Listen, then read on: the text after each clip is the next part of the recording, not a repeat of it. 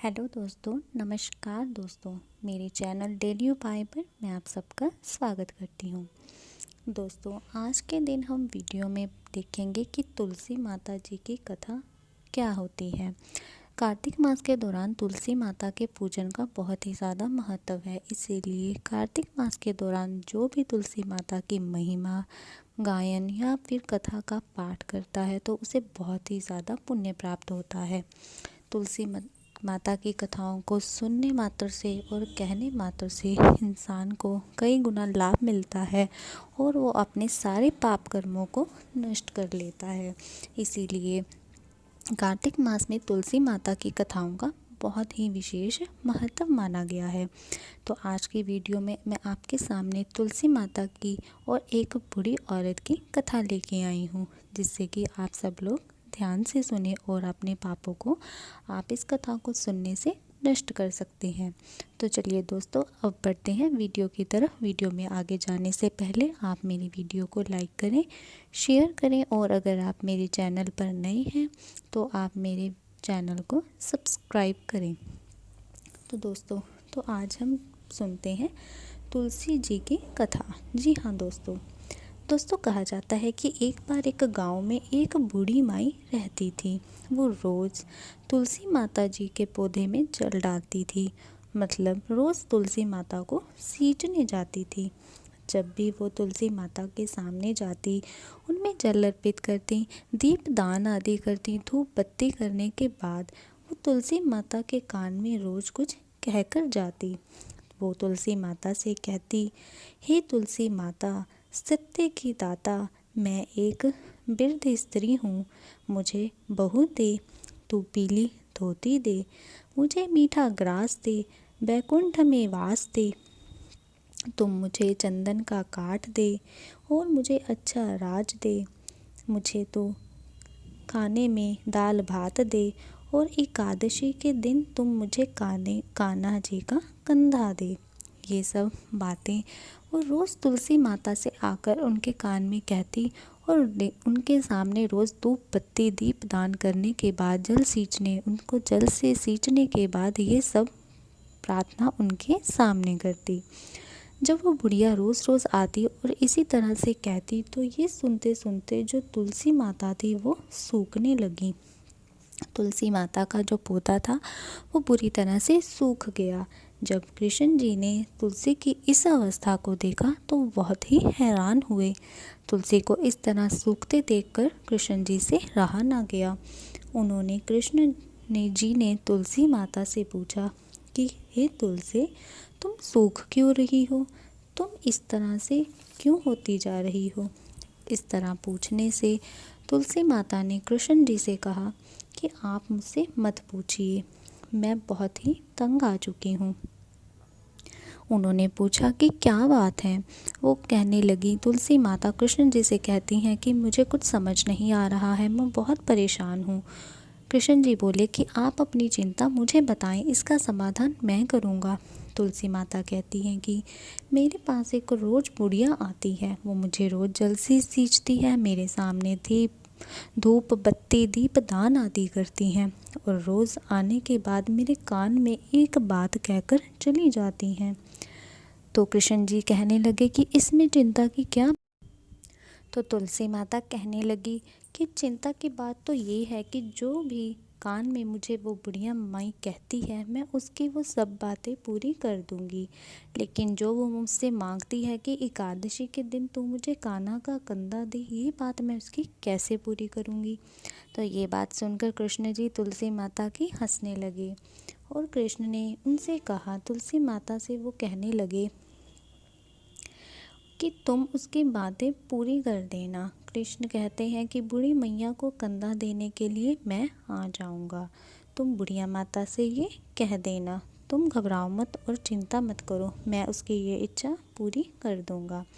तो तुलसी माता ने उस बुढ़िया माता की इच्छा पूरी कर दी।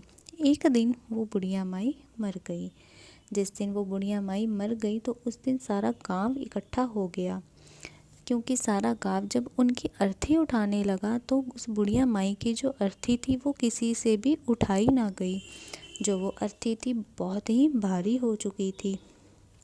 अर्थी इतनी भारी थी कि बिल्कुल भी टस से मस नहीं हो रही थी। कोई भी उसे ज़मीन से उठा ही नहीं पा रहा था। सब गांव वाले बात करने लगे, अरे ये बुढ़िया माई तो बहुत ही ज़्यादा संस्कारी थी, ये तो बहुत ही ज़्यादा पूजा पाठ करती थी, इसने तो अपनी पूरी ज़िंदगी में कोई पाप भी नहीं किया, तो मरने के बाद इसकी जो अर्थी है वो इतनी भारी कैसे हो गई। सभी लोग इसी बातों में लगे हुए थे। तभी उसी वक्त एक बूढ़े ब्राह्मण के वेश में कृष्ण भगवान आते हैं। इतनी भीड़ देखकर वो वहाँ से पूछते हैं कि भाइयों, इतनी भीड़ कैसे लगी हुई है, इतने लोग इकट्ठे क्यों हो गए हैं। तो सभी लोग उस बूढ़े ब्राह्मण को, जो कि कृष्ण जी वो रूप लेके आए थे, तो बोलते हैं कि ये बूढ़ी माई मर गई है। ये बूढ़ी माई इतनी पापिन थी कि जो इनकी अर्थी है अब किसी से भी उठाई नहीं जा रही। इस बूढ़ी माई ने इतने पाप किए होंगे कि मरने के बाद इसकी जो अर्थी है वो इतनी ज़्यादा भारी हो गई है।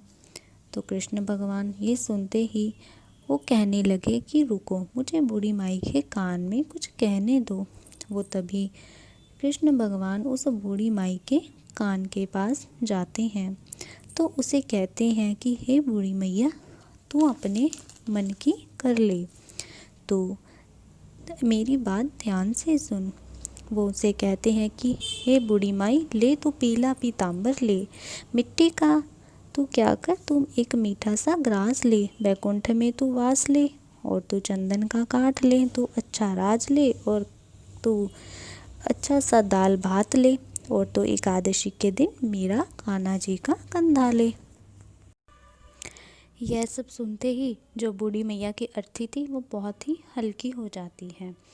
वो अब अपने आप कंधे पर उठने लगती है। तो इस तरह से जब अर्थी हल्की हो जाती है तो कृष्ण जी उस मैया की जो अर्थी होती है उसको अपने कंधे पर उठा लेते हैं।